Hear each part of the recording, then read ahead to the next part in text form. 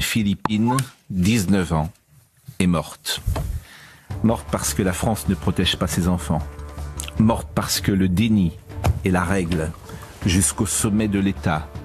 Hier, le nouveau ministre de la Justice, Didier Migaud, expliquait, sourire aux lèvres, que les peines de justice étaient exécutées quand quelques heures plus tard, on apprenait que l'homme de 22 ans, suspecté d'avoir tué Philippine, condamné à 7 ans de prison en 2021 pour viol, était sorti en juin 2024. Pauvre France, gouvernée par des somnambules ou des aveugles, que la réalité effraie au point qu'il la nie.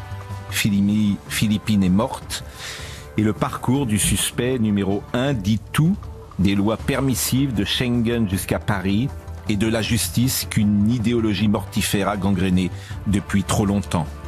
Ce Marocain de 22 ans est entré en Espagne en 2019. Il possède un visa touristique. Ensuite, il reste sur le sol européen parce qu'il est mineur isolé. Il a 17 ans, nous dit-on.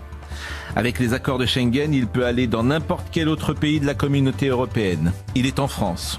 Quelques semaines plus tard, il viole à Taverny une femme de 23 ans.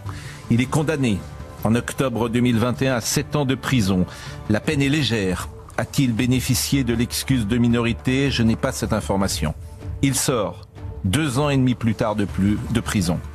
Le 18 juin, il fait l'objet d'une obligation de quitter le territoire au QTF. Le 20 juin de cette année, il est placé au centre de rétention administrative.